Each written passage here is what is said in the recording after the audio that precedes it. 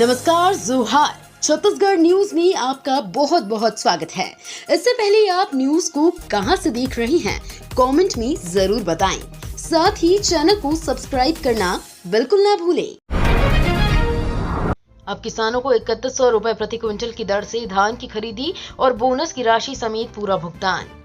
छत्तीसगढ़ में भारतीय जनता पार्टी की सरकार बनने के बाद लगातार मोदी की गारंटी को लेकर विपक्षी दल सवाल खड़ा कर रहा था। चुनाव में किए गए वादे को लेकर कांग्रेस पार्टी मौजूदा भाजपा सरकार पर वादा खिलाफी का आरोप लगा रही थी। इसी बीच धान खरीदी को लेकर प्रदेश की विष्णुदेव साय सरकार ने फैसला करते हुए मोदी की गारंटी के तहत छत्तीसगढ़ के किसानों से 3100 रुपए की दर में समर्थन मूल्य के तहत प्रति क्विंटल धान खरीदी करने का आदेश जारी कर दिया है, जिसकी जानकारी देते हुए सीएमओ छत्तीसगढ़ ने सोशल मीडिया में पोस्ट किया कि मोदी की गारंटी पूरी हुई, किसानों से 3100 रुपए प्रति क्विंटल की दर से होगी धान खरीदी। समर्थन मूल्य के अलावा अंतर की राशि किसानों को मिलेगी एक मुश्त। छत्तीसगढ़ में शुरू होगी रामलला दर्शन योजना, कैबिनेट की बैठक में लिया निर्णय। विष्णुदेव साय की कैबिनेट बैठक बुधवार की शाम मंत्रालय महानदी भवन में आयोजित की गई। बैठक में छत्तीसगढ़ के नए महाधिवक्ता प्रफुल्ल भारत को बनाने का निर्णय लिया गया है। मंत्री परिषद की बैठक में प्रधानमंत्री नरेंद्र मोदी द्वारा छत्तीसगढ़ वासियों को दी गई गारंटियों में से एक और गारंटी को पूरा करते हुए प्रदेश में रामलला दर्शन योजना शुरू करने का महत्वपूर्ण निर्णय लिया गया। छत्तीसगढ़ में 15 जनवरी के बाद सम्मान निधि से अछूता नहीं रहेगा कोई भी किसान। छत्तीसगढ़ में नवगठित सरकार विष्णुदेव साय ने इस योजना के लाभार्थी बनने से रह गए सभी पात्र किसानों को जोड़ने के लिए युद्ध स्तर पर राज्यव्यापी मुहिम शुरू कर दी है। इसके तहत राज्य सरकार ने पीएम किसान सम्मान निधि के दायरे से बाहर रह गए सभी किसान लाभार्थी 15 जनवरी तक योजना से जोड़ने का लक्ष्य तय किया है। मुख्यमंत्री कार्यालय की ओर से बताया गया है कि कृषि विभाग की ओर से ग्राम पंचायत स्तर पर एक मुहिम चलाई जा रही है। छत्तीसगढ़ को राष्ट्रपति द्रौपदी मुर्मू देंगी स्वच्छता अवार्ड। छत्तीसगढ़ के लिए आज का दिन महत्वपूर्ण रहेगा। स्वच्छता के मामले में राज्य को नेशनल अवार्ड मिलेगा। राष्ट्रपति द्रौपदी मुर्मू नई दिल्ली के मंडपम में आयोजित समारोह में छत्तीसगढ़ को ये पुरस्कार प्रदान करेंगी। इस समारोह में शामिल होने के लिए मुख्यमंत्री विष्णुदेव साय रात में दिल्ली रवाना हुए। डिप्टी सीएम अरुण साव भी इस मौके पर मौजूद रहेंगे। छत्तीसगढ़ में 22 जनवरी को सरकारी छुट्टी। 22 जनवरी की तारीख भारत ही नहीं दुनिया के इतिहास में दर्ज होने जा रहा है। इसी दिन अयोध्या में रामलला की भव्य मंदिर का प्राण प्रतिष्ठा समारोह होगा। छत्तीसगढ़ ही नहीं देश दुनिया के लोग भी इस इतिहास का साक्षी बनना चाह रहे हैं। इसी वजह से छत्तीसगढ़ में 22 जनवरी को अवकाश घोषित करने की मांग की जा रही है। इस संबंध में सरगुजा में 22 जनवरी को अयोध्या में भगवान श्री राम की प्राण प्रतिष्ठा के मौके पर अवकाश रहेगा।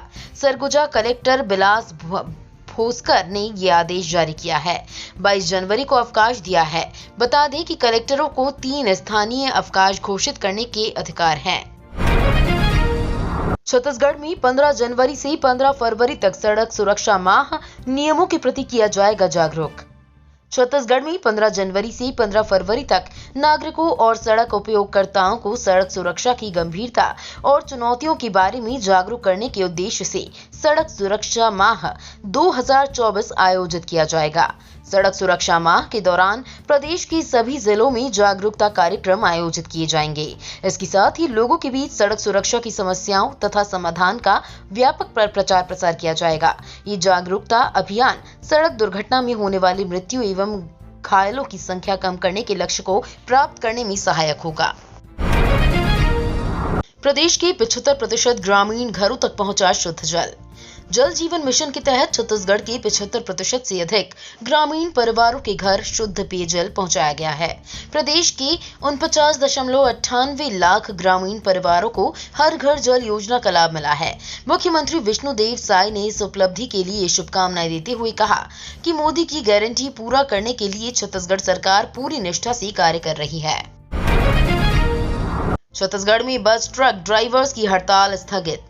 हिट एंड रन कानून के खिलाफ छत्तीसगढ़ में बस ट्रक ड्राइवर्स की बुधवार से शुरू हुई हड़ताल स्थगित कर दी गई है। छत्तीसगढ़ ट्रक ड्राइवर महासंगठन के प्रदेश अध्यक्ष प्रीतम सेन ने चालकों से अपील की है कि वे काम पर लौट जाएं। इससे पहले प्रदेश के कई जिलों में सुबह से ही चालकों का प्रदर्शन जारी था।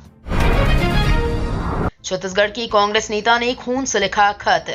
छत्तीसगढ़ प्रदेश युवा कांग्रेस के प्रदेश सचिव अभिषेक कसार ने हसदेव की जंगल कटाई रोकने के लिए प्रधानमंत्री नरेंद्र मोदी और मुख्यमंत्री विष्णुदेव साय को अपने खून से पत्र लिखा है। प्रदेश सचिव कसार ने बताया कि भाजपा की प्रदेश में सरकार बनने के बाद से लगातार हसदेव के जंगलों की कटाई की जा रही है।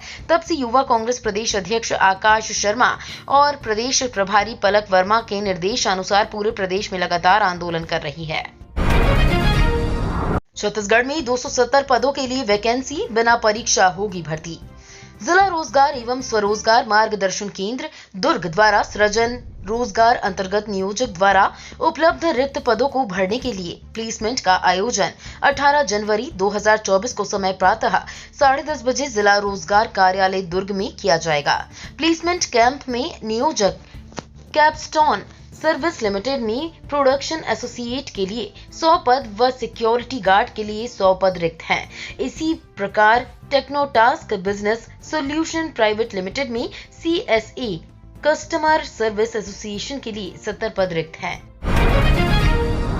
छत्तीसगढ़ में अब तक 91.7 लाख टन हुई धान की खरीदी। प्रदेश में किसानों से समर्थन मूल्य पर अब तक 91.7 लाख टन धान की खरीदी की जा चुकी है।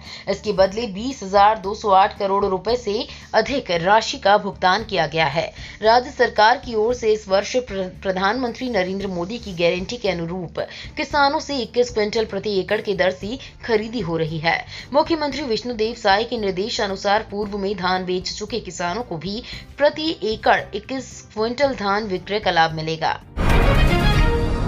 1 नवंबर से लागू कर दी गई योजना, किसानों को सीधा फायदा।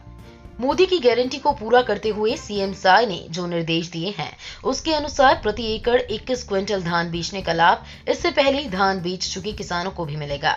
इस आदेश से साफ तात्पर्य है कि 1 नवंबर से अब तक पूर्व में निर्धारित मात्रा के मुताबिक जिन जिन किसानों ने धान बेचा है वो बाकी का धान उपार्जन केंद्र में 31 जनवरी तक बेच सकते हैं।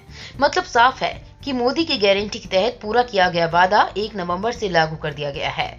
3100 रुपए प्रति क्विंटल दर से धान बेच रहे किसानों को प्रति एकड़ के हिसाब से धान बेचने पर 65,100 रुपए मिलेंगे। यानी इस साल धान बेचने वाले किसानों को 25,500 रुपए का फायदा होगा। डीएलएड प्रथम वर्ष और द्वितीय वर्ष का रिजल्ट जारी। डीएलएड प्रथम एवं द्वितीय वर्ष अवसर परीक्षा 2023 के परीक्षा परिणाम आज घोषित किया गया। छत्तीसगढ़ माध्यमिक शिक्षा मंडल द्वारा आयोजित डीएलएड प्रथम वर्ष अवसर परीक्षा वर्ष 2023 में कुल 1529 प्रशिक्षणार्थी पंजीकृत हुए। इनमें 50.58% प्रशिक्षणार्थी उत्तीर्ण हुए। डीएलएड द्वितीय वर्ष अवसर परीक्षा वर्ष 2023 में 1192 प्रशिक्षणार्थी पंजीकृत हुए। इनमें से 1192 प्रशिक्षणार्थी परीक्षा में सम्मिलित हुए, जिनमें कुल 67.36% प्रशिक्षणार्थी उत्तीर्ण हुए। परीक्षा परिणाम छत्तीसगढ़ माध्यमिक शिक्षा मंडल की वेबसाइट www.cgbse.nic.in पर उपलब्ध है। अयोध्या में श्री राम मंदिर का स्ट्रक्चर को मजबूती दे रहा सेल भिलाई इस्पात संयंत्र। अयोध्या में तैयार हुए भव्य श्री राम मंदिर में छत्तीसगढ़ की भागीदारी तय थी। श्री राम मंदिर की मजबूती के लिए भिलाई इस्पात संयंत्र से 1100 टन सरिया की आपूर्ति की गई है। वहीं सेल करीब 3500 टन सरिया की आपूर्ति की गई है। अयोध्या मंदिर के स्ट्रक्चर से लेकर बुनियाद तक में सेल BSP के मजबूत इस्पात से बने सरिया का इस्तेमाल किया गया है। छत्तीसगढ़ में कांग्रेस का राजधानी में शक्ति प्रदर्शन। कांग्रेस की राष्ट्रीय महासचिव और छत्तीसगढ़ की प्रभारी सचिन पायलट आज रायपुर आ रही हैं। प्रदेश कांग्रेस की तरफ से उनके भव्य स्वागत की तैयारी की जा रही है।